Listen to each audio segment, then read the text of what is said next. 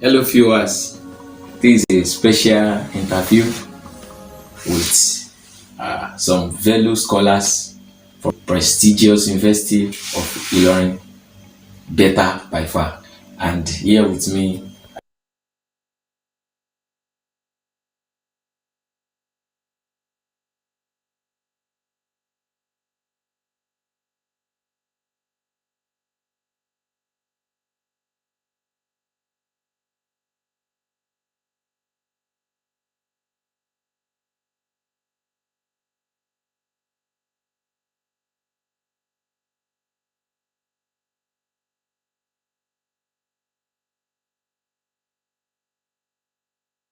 I have Mustafa Fitz is going to give us the introduction of himself, know him more better. And also by my right hand is our great scholar, Akinola Emmanuel. Over to you, sir. Okay, my name is Akinola Emmanuel. As the host, I already said earlier. I'm a first class graduate of University of Ilorin from the Department of Mechanical Engineering, Faculty of Engineering and Technology. I am a child of God by God's grace. I kind of person that loves reading. I like to explore. I like to play video games, and to top it up, I also like engaging in innovative discussions. You are welcome. Thank you very much. Happy to have you here. Yeah, I'm happy to be here. Yeah, by my left hand side. Hello there. I am Mustafa Faith by name, a first class graduate of Mechanical Engineering from the prestigious University of Ilorin. I am unique because I approach life with agile principles, incremental and iterative. I will be sharing with you optimized transformation process. I can assure you, you are about to witness the benchmark in your success journey. Stay with us. Yeah, you are welcome. Happy to have you here. Thanks for honoring the invitation.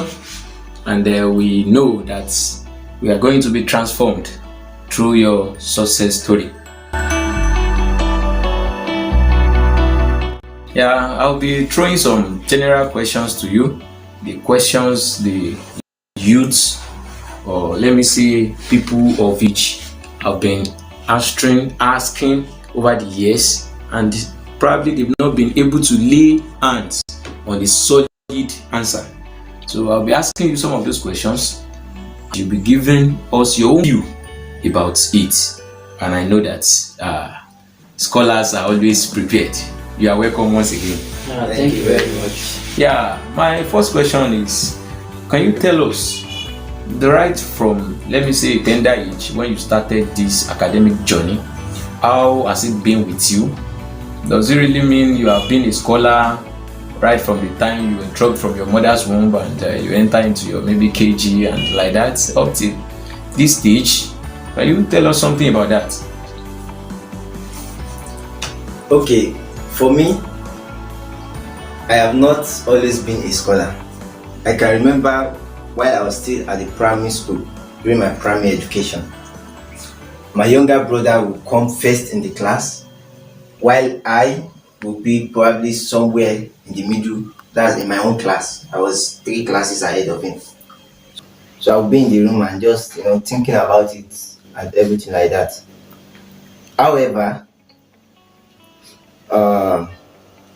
because of my performance in some subjects like mathematics, I started topping my class around the primary 1, primary 3, and primary 3.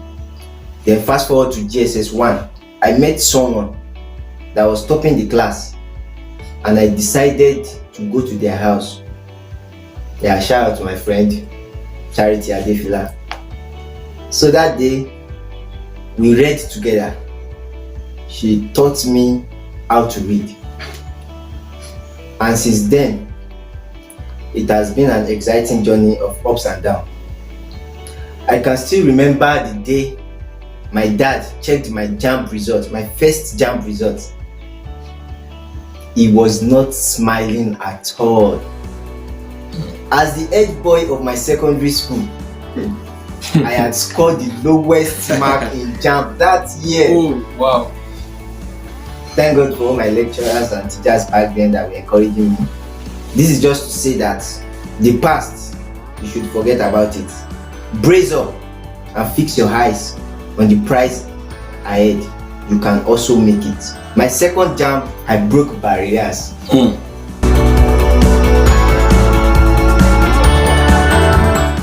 Alright, so I started primary school from the kindergarten class. I wasn't really good at that point. At that time of my life, I wasn't really a bright student.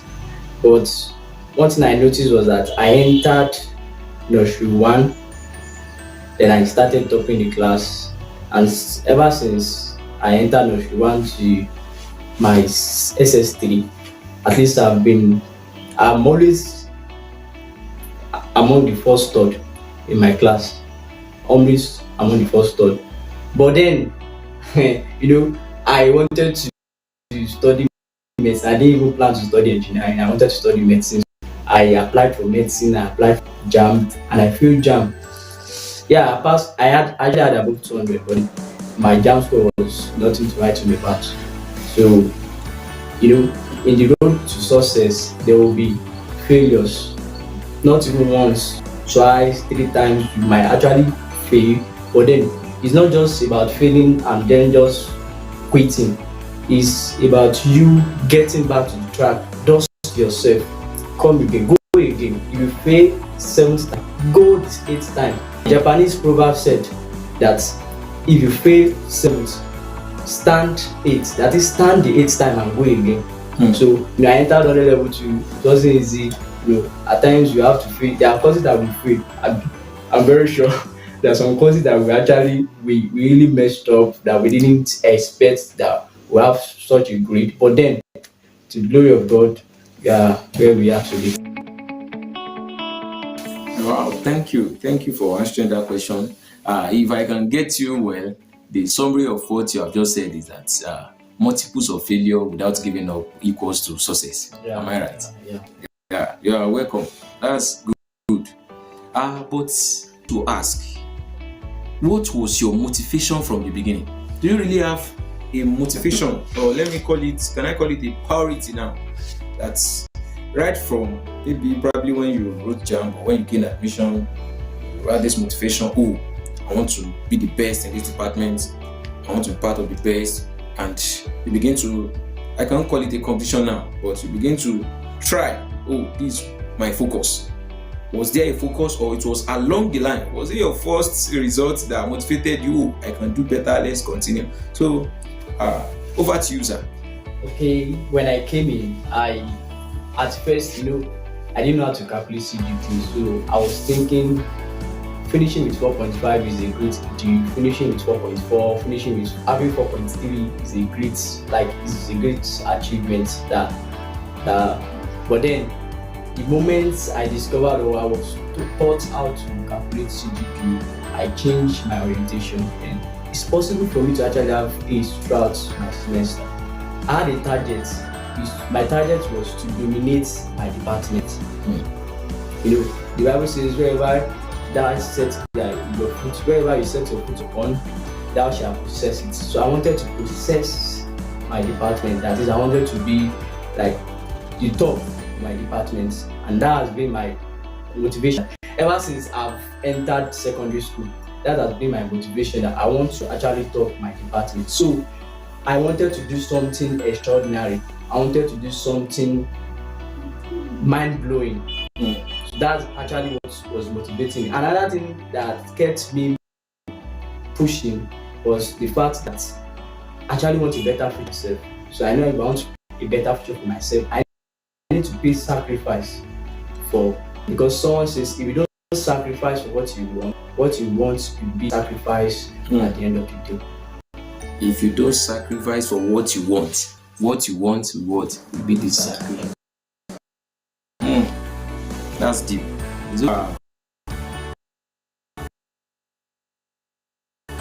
Our dear Mustafa Fit, first class graduates,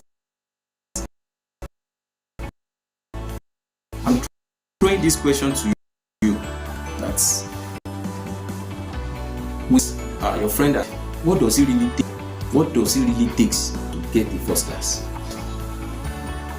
There are no hard and fast to success.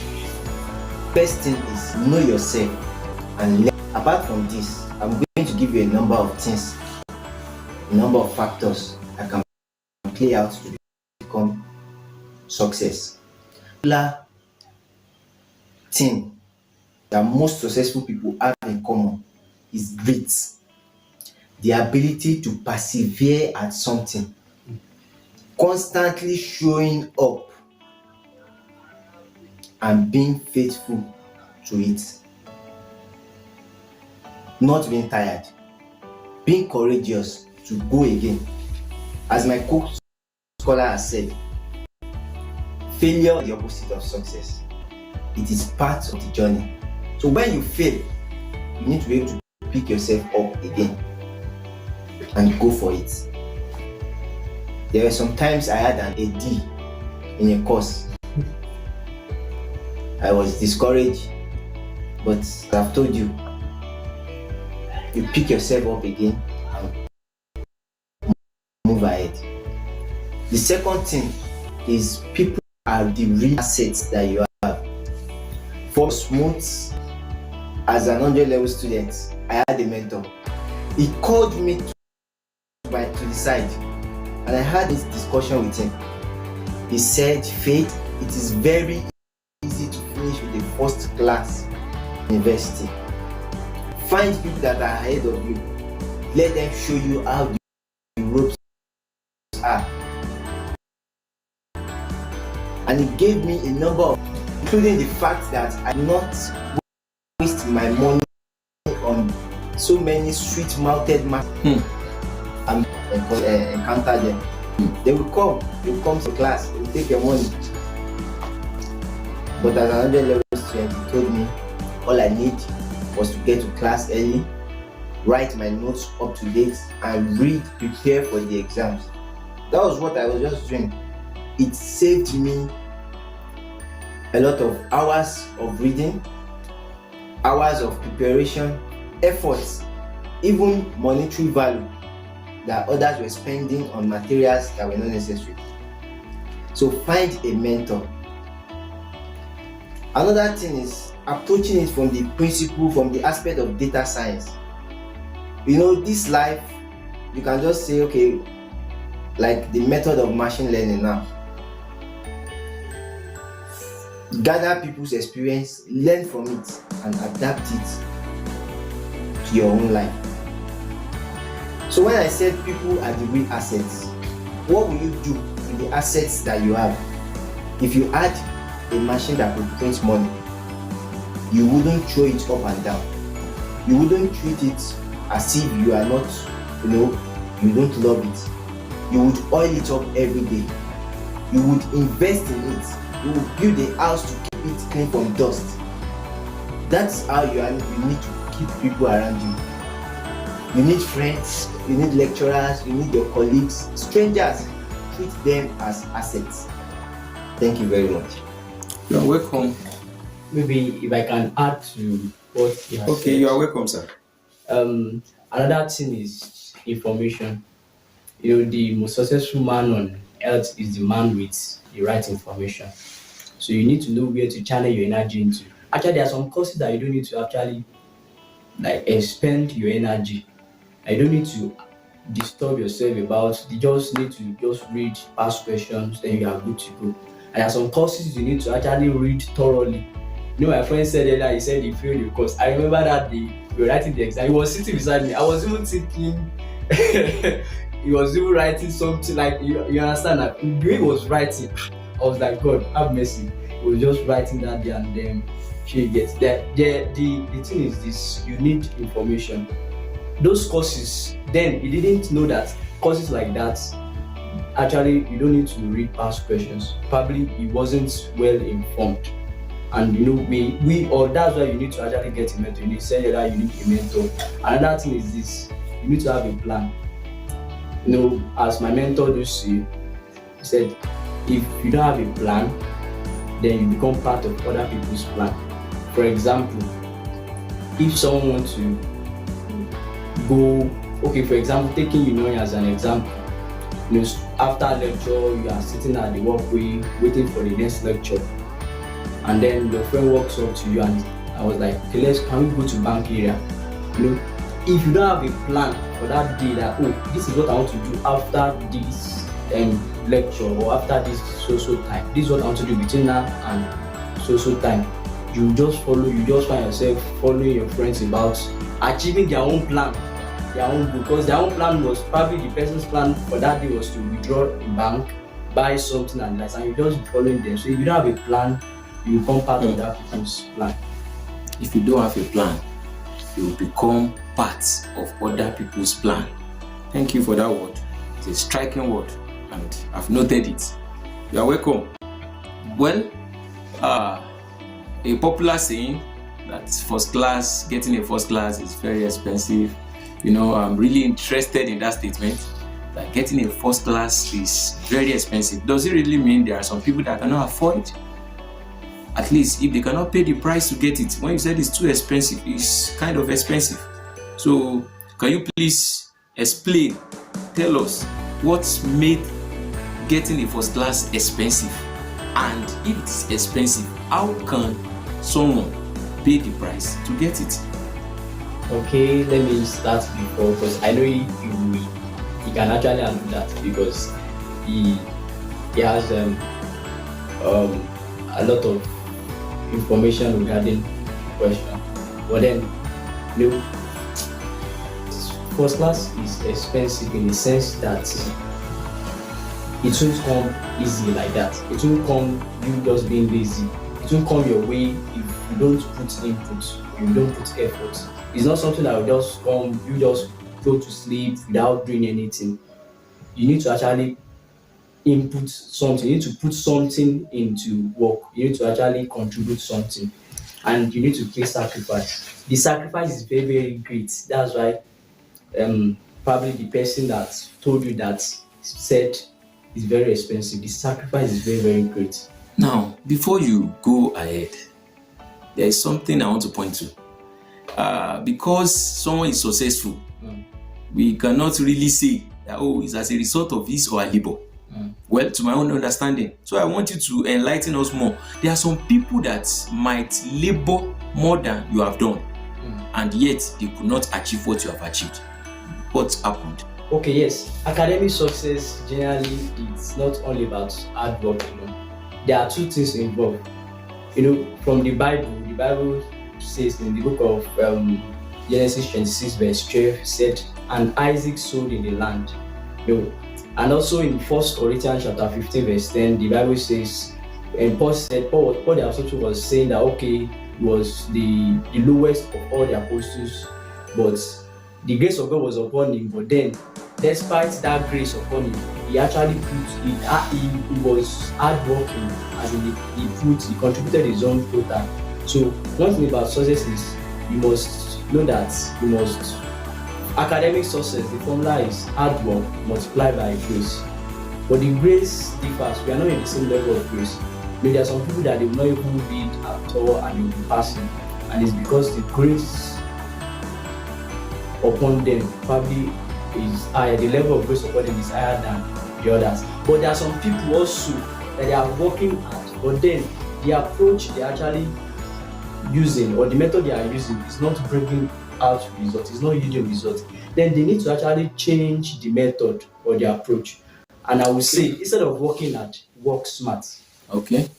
Yeah, thank you. Probably because you happen to be a leader or a church leader, that's why you are talking from that perspective. I would like my friend Mustafa Faith to enlighten us more, because when you are saying that hard work plus grace, what of those that, let's say, they are not even under grace, or let's say those that even are under grace, spiritually they are there, and also academically they try their best, but what are the missing things? What are the missing lines? Why is it that they did not achieve what maybe they plan to achieve? I hope you understand that question very well. Yes. As I have said at the beginning, there are no hard rules or fast food about success. If you give me an example of those people, I won't even be able to categorically analyze the reasons why they did not attain the level of success you were talking about. But there are a lot of factors play out to determine if someone will succeed academically or not. One is the foundation. Someone like me, the space between the failing of my first JAMB and rewriting my second JAMB, I had passed through so much transformation in my academic endeavors. I had trained myself to read in different methods to achieve a goal. I have developed methodologies and plans, flexible timetables, templates that I used to read. So I was not the normal fate you knew at secondary school again. Another thing is, I said, know yourself, learn from others, then adapt the learnings to yourself. Don't copy anybody. Our race is different, the pace is different. So that is why you cannot copy anybody. I wouldn't even see someone that didn't graduate with the first class as someone that is an academic failure. I will not say that. To me, there are so many things you need to consider. We cannot discuss all the factors today, but there are so many factors, ranging from the lecturers that taught you, the situations you were in. Some people had their bags, their belongings stolen, probably before the exam. I have friends that lost their parents before exams. Those kind of people, they really are not in their right state of mind. We have people that are battling with financial challenges. We have people that have so many responsibilities that they have to cope with. Emotional. So some people relationship and you see, get their heart broken. I'm interested in that point. Yeah, emotional heartbreak, right? I'm interested in it so much because I've been thinking that I need to ask that question from you. In this age, let's say in this dispensation generally, at a tender age, many people want to be you want to have maybe a boyfriend, a girlfriend, and I used to believe that a tender age should be a time of building yourself. So what can you say about that? Does it really mean there is a particular age one needs to get into a relationship, or you need to wait till after school before you enter a relationship, or there is a way it can be managed to prevent heartbreak and yet you still achieve what you plan to achieve? I don't know who will answer the question among the two of you.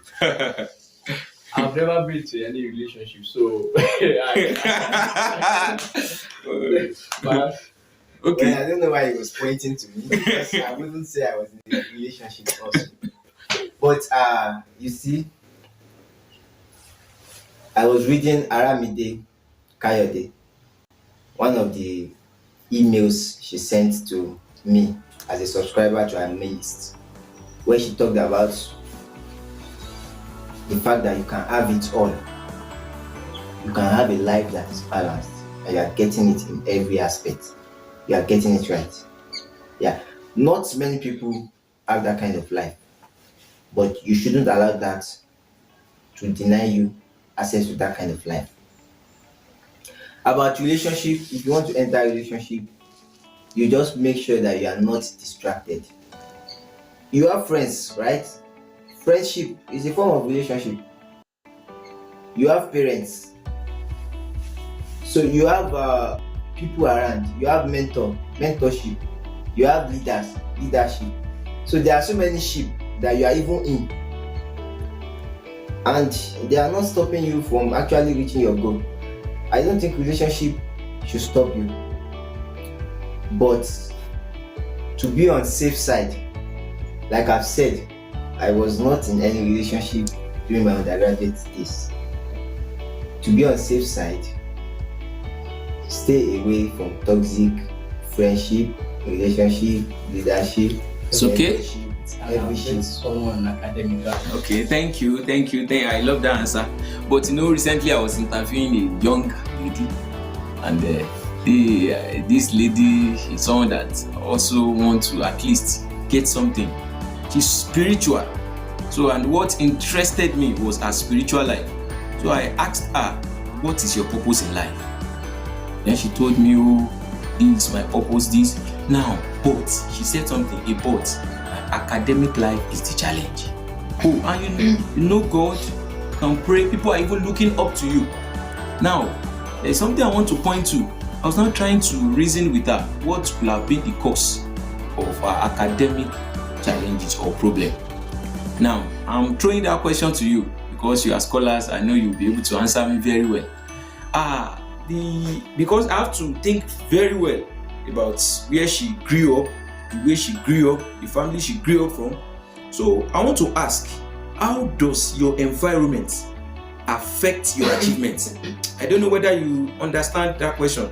There are some that probably they grew up in a very remote village, and this is someone that even told me that she always top her class, even throughout both primary, secondary. Probably the competitors then, they are not even better. But please, can you give us an answer to that, or can you enlighten us more? How does your environment affect your achievements? I'm talking in terms of being intelligent and brilliant now. Okay, like my mentor used to say, your background doesn't mean your back should be on the ground. But the fact that you are coming from a local environment doesn't mean you cannot achieve anything in life. And another thing is that for that kind of person, we all have, it has levels. Probably she was a local champion. Understand? And now university is about the gathering of intellectuals from different schools. There will be competition. So only the toughest set of people will actually survive. For that kind of person, probably the method or the approach she has been using are kind of like obsolete, or they are not working, and she actually needs to carve out new methods. The method you are using, you can't use the method you are using in reading in secondary school to pass for a term. You can't compare it with the one you are going to use in university. They are different things entirely, because this is university. So for that kind of person, the person needs to actually sit down, discover herself, look for how she can strategize and carve out plans that will actually work. Now, she might actually need to iterate them, that is, take them like different type of methods, then compare and see which one will actually work out for her at the end of the day. So, well, that leads me to buttress. Okay. My co-scholar. You're welcome, sir. The first thing about being local champion and everything like that, I mean, if you were able to apply some principles and become a local champion, you should be able to scale them up and become an international champion. Actually, I remember a day I was outside the department's library, and about 7 of us from the department now, from mechanical engineering, were discussing, and we found out that every one of us was a head boy in their secondary school. So the competition, the bar is raised when you get to university. Now, talking about methods, I can remember I used a number of methods while I was still an undergraduate. There was a time I decided to read middle of the night. I'm going to sleep early from like 9 p.m. and wake up around 1 a.m. Then I will read till like 4 a.m. and I sleep again, or I even start preparing for school. Later, I changed to the fact that okay, from that 9 or 10 p.m. I read till 1 a.m. Then I sleep from that 2 a.m. upwards. Another time, I made it a goal to get to school as early as 6 a.m., 5:30, 6 a.m. So from that 6 a.m., my lecture, the earliest lecture is 8 a.m. I read from 6 a.m. to 8 a.m. I remember during my 100 level, every weekend from Friday, Saturday, and Sunday, I am always in school. reading throughout everything that we've done during the week. Then I jot it down in my own language. In fact, probably in Yoruba, in Pidgin English, anyhow, I draw it, pictorial, anything that makes me to remember on time. When I come the next week, I am not going back. I'm not reading the notes. I'm reading only what I jotted last week. So it will serve as a refresh of what we did last week. Then that week, I read again, jot down. Before I knew it, at the end of the semester, I had gone through my notes 13 times. So 13 times. I mean, those definitions, calculations, formulas, everything was just with me. About background and environment. Yes, that's why I said there are a number of factors that contribute to whether someone becomes academic success or not. Although most people tend to believe that being in first class is the only academic success level that we have. But it's not so with me. For that kind of person, I would just recommend, as my co-scholar has recommended, iterate your process, your principles, your methodologies. Iterate it. Thank you very much. You are welcome, and I appreciate the answer for that question. It's all right. I know that viewers are getting touched, and as you said the other time, I think I can now say I agree with that you are not a motivational speaker but an inspirational speaker. Thank you. Yeah, can you just tell me, how were you able to cope with extracurricular activities such as, let me say, religious activities? Because at least I know you people as a person that you are spiritual leaders and committed leaders. How were you able to cope? Religious activities, we also have business and maybe a lot of volunteer groups and a lot of things. How were you able to cope? Open our eyes on that. Oh, thank you very much. So I made a LinkedIn post of recent about how micro actions can help you live a balanced life. And in the post, I was talking about the fact that I wanted to read personal development books. The book I wanted to even read then was The Code of Extraordinary Mind. It's by one, I think the guy is an Indian or a monk. Yeah. Okay, so, but at that time, I was already the lead advocate for Drug Free Club, University of Ilorin. I was the lead ambassador for Brain Builders Youth Development Initiative in Ilorin chapter. I was part of the Wikimedia fan club. I attended the Green Club activities. I was a member of the American Society of Quality. I attended the meeting for National Society of Black Engineers. Okay. The blogging club was among the. I think I need to give you applause for that. How do I cope with all this? I need to keep my first class. My fellowship, I was also a leader. I was the head of the technical crew in my fellowship, Deeper Life Campus Fellowship. And these so many clubs and activities I had to attend to. The micro action I took was, okay, for University of Ilorin, there is this 15 minutes distance between the car park inside the school community and the car park outside the school. So within that 15 minutes, every 15 minutes I am inside the bus, I bring out my phone, open my PDF reader, and I am on my personal development book. I shut out every noise. Every noise. So this brings about priority. Because they may be arguing, they may be playing music, everything is shut out. I'm not even using earpiece or anything. But I know that I have to finish this book. And like that, I finished the first book, I went to the next. And I can also assure you, micro actions can help you live a balanced life. If it's prayer you want to pray, you want to learn how to pray, you want to be able to pray an hour a day, you don't need to pray 1 hour in a stretch. Start by praying 5 minutes. The next day, I can assure you will have more prayer points, and you won't know when you get to 7 minutes. The next day, you will get to 10 minutes, and before you know it, you're already praying 1 hour. If it's exercise, early in the morning when you wake up, just do 2 minutes. The next day, you will enjoy it. You will have more ideas. So you should start. Anything you have idea about starting, start now. Start it. You become better as you start. So you can also apply the agile approach, iterative and incremental. Thank you very much. There is a point I want to re-emphasize. Said you will not be better until you start. Yes. That's a very good point. That means nothing starts until you start. So the only way to predict your future is what? Is to create it. Thanks so much for that answer. I so much appreciate it. It's okay. I think we take a break before I ask the last.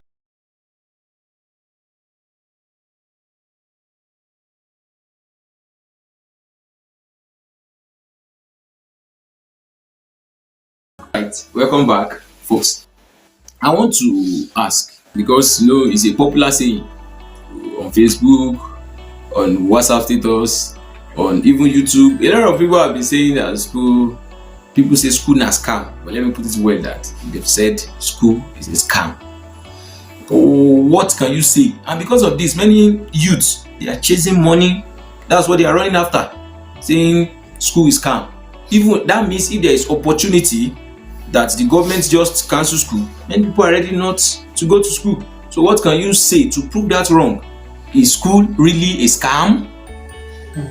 You're welcome, sir. Let me go first. You see, we cannot deny the fact that school alone cannot prepare you for the life after. However, you cannot under or overemphasize the importance of education. School provides a form of education, the formal education. There is informal education, the one you get around, the one you get at home, the one you just speak, the streetwise and all those things. And there is what I can say is semi-formal education. Those ones you learn on your own, you acquire on your own, not in a formal school setting now. You understand? There is need for education. Some of you might be saying, okay, the maths topic, the arithmetic and geometric progression. Do you know some of us use it in our day-to-day life? Look at your mom or someone that is asked to stack boxes of things and asked to count them. You don't count them one by one. You start speaking them that, okay, this square contains four boxes. Then I have how many squares? And you get to your answer faster. That's the role of education. As mechanical engineers, I remember in our 400 level, we were asked to model a generator set so that we can determine the level of isolation to apply to the vibration, so it will reduce vibration that is being transmitted to the floor and even the building and structures near the places where the generator set was used. So this emphasized the place of education. Even as inventors, as scientists, as engineers, there is need for this basic education. If you want to become an investment banker, everything, there is need for a basic education that you can easily get in school. But to say that school is a scam is error. And it's leading people to error. Because there are even some educations that, just as they say, if you think education is expensive, try ignorance. Okay. In short, school is not a scam. Yes. School is not a scam. Let me also chip in. Okay. The reason why most people do say school is a scam is because they feel in school we are not being taught financial intelligence. But then, certificates, and they also feel that the certificate, with the world we are into now, the certificate alone is not enough for you to actually have a comfortable life you want for your family and for yourself. But then, now say, I remember our advisor used to say something that it's better for you to have it and not need it than for you to need it and not have it. If you have the certificate and you have the skill, you have the connect and you have everything, it's better for you than when one is lacking. You get to a place that like, where do you finish from? Which class of degree do you finish from? And then you already shot yourself in the leg. And so it's better for you to actually have it. Yes, school is not a scam. Let me tell you, a lot of people actually making it through school, but then we know that there are some things that we actually want from school that we are not really getting. So those things you are expecting from school, like to get from school, instead of you waiting for school to actually teach you, go extra mile to get those things, and then when you have them with your degree, and you are an upskill aside from. Thank you, sir. You're welcome. I love the answer. All right, I want you to just give me kind of your experience when you were an undergraduate on campus, both the maybe happy moments, memorable moments, the time of fun, and when things were not even the way you really want, how you coped. Were there times whereby you just lock up yourself and you started crying, oh, why this with my goal, and things like that? Please, can you just share with us and open our eyes? We want to know. Well, Because I know it's part of your success story. okay, well, I will just run through some of my days as an undergraduate. My very first day at the University of Ilorin, the Better by Far University. Yeah, better by far. I be better by stress. Better by stress. There was a drama that day. In fact, I didn't have idea of what the transportation system was like. Hi. Yeah, I remember we were like we are the park till like around 9:30. You Yeah. can remember. I'm still coming to that place, but Hey. in the morning, I had already experienced something. In fact, something discouraging. Oh. So I entered the 18-seater bus, and I was by the door side. So there's this chair that is always at the door side that is foldable. Yes. I thought the chair was inside the 18-seater bus, so I just stayed at the door side, allowed others to enter, hoping that when they finish entering, I'm going to sit down on the foldable chair. Only for the bus to be filled up, and I was looking for the chair to unfold. I mean, wow! After waiting and allowing everybody to enter, there was no place to sit down for me. I had to stand up inside that 18-seater bus. Like, I was not even standing straight. I had to kind of bend somehow. There was also a lady in front of me bending also. I mean, we were in 100 level and the school was still shacking us. We had to get to school early and things like that. So that was my first experience. I was sweating all through. The 15 minutes, I was just sweating because I was not standing up straight. I could not hold anything tangible, and I was bending. The effort was just too much. Then later in the day, to come out of the school, that first day, my very first day at the University of Ilorin as a student now, I stayed on the line for about probably 4 to 5 hours. Please be street smart. I mean, we were on the line was not moving, and people were entering the bus, people were entering from the front. They call something shunting. I mean, since that day, I became wiser on the line.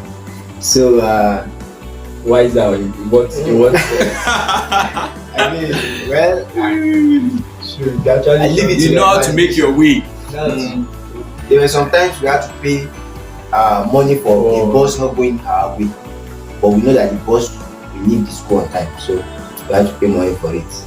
And there was this popcorn at this thing that was always taking my money. Then while waiting at the car park, like I used up to 200 naira popcorn. I buy it like 4 times.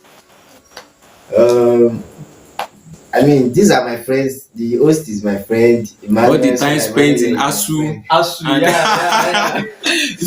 I even remember something that there was a time you were reading and you were sleeping while standing. I even remember a day to our project defense. As we made, the tension was so high that okay, we actually did a project on robotics. Okay. Pattern inspection robots. So that night at around 1 o'clock, the robot just stops working. So the tension was so high. We were like, and the following morning is the defense day, and this guy was still sleeping. I was like, guy, wake up. I got That's a lesson. That's a lesson for you. Don't be disturbed by the things that are going on around you. You can't cheat nature. Actually, what I did that day, I just made sure I prepared for the presentation. FYI, We are project partners. We worked on development and design and development of pipeline inspection robots. So I just made sure I prepare for the presentation. As we got there, I gave the introduction. It was electrifying. Everybody in the room, Electrifying introduction. just clapping and just wanting to hear more. When we came back from the stage, I heard one of our colleagues saying, "Omo, you don't scatter the stage. Wetin we want talk now?"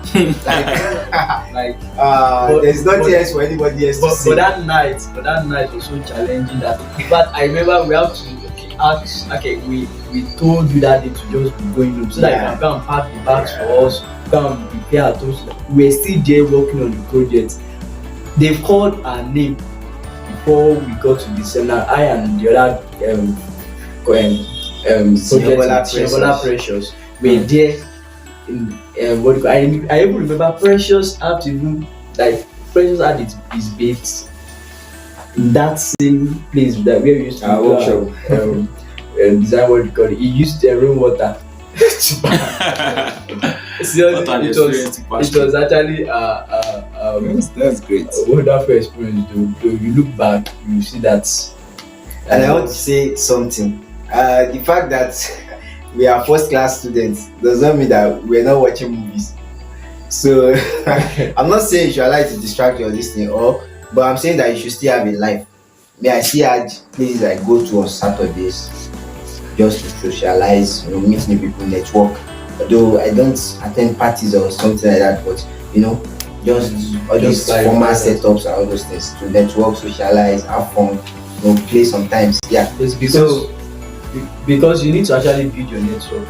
Myself and this my friend that are watching. I mean, we watched quite a number of season movies, Korean, American. Have you seen the Blacklist? Or our person of interest? Well, I think it might not be interesting again now, but then we watch a movie, person of interest, watch the Blacklist, watch some Korean movies too like that together. So you don't necessarily need to be using your 24 hours to read. Understand? I had friends. While I was in other level, I had some people who were staying together. Someone was in med school. Yeah, he was a medicine student. Yes. The other person, industrial chemistry. Yes. A roommate of mine, Julius. I can't remember Julius. Yeah, he's already on a Erasmus Mundus scholarship now. So I mean, we watched Jennifer's Diary together when it came out. Then we watched it at least season 1 to probably 7 or so. It was even the med guy that used to bring it. And every one of us, we had first class that 100 level days. And at the end of the day, you guys actually finished with the first class also. Because even Julius finished with the best graduating student in his faculty, and now is now in another country for his postgraduate studies. Thanks so much. It's nice meeting with you, and you see, there was one thing I remembered so much about him, because there was a time we stayed together. Even we stayed together like twice. There was a time we've been close, and we are still close. Yes, I know we've been close and we are still close. I think that was 2 to 300 level, or 300 level specifically. Then we wake up early in the morning to pray, and after praying, we go for morning cry. After morning cry, we want to preach in the bus going to school, and when we return back in the night, we'll be trying to read. Though at times we do all these technical drawings, and though we might slip up and all those things, a lot of things happen then, but it was actually it added to the growth. So thanks so much, and I want to say something before we close. This is a success story. Nobody should expect a result at the beginning or before you start. You be foolish to be expecting results when you have not started. Yes, ordinary mind, you think about it. Oh, you can get a first class. Someone said whatsoever you can probably imagine can be achieved. Yeah, so it starts from your imagination. Once you imagine it, oh, how can I go about this and make this imagination a reality? This my particular friend Mr. Afafit, He is a man that is full of so many ideas. In fact, I don't know the books he has read. This idea, some will not work, some will work. I know he has spent money on a lot of ideas that Plenty of business ideas. a lot of ideas. I am very happy because when I read stories of people like Mark Zuckerberg and even some of the richest people in the world now, and they are saying that, oh, this is not my first business, this is like my 20th business, this is like my 30th business, this is my 10th business, this is my 7th business, and if I fail in one, I know I am a step closer to succeeding in another one. So yeah, go out there, explore, try, experiment, and you can achieve success. And when you fall or when you fail, go Don't back forget again. to rise up. Rise Rise again. up, rise again. Close with this. Bible said a just man falleth 7 times and what? And riseth up again. Thanks so much. We are very glad that you've been able to stay true during this interview. We would love your responses, your feedbacks, and if you have any area that needs clarification, reach out to us on initiativeforplus@gmail.com.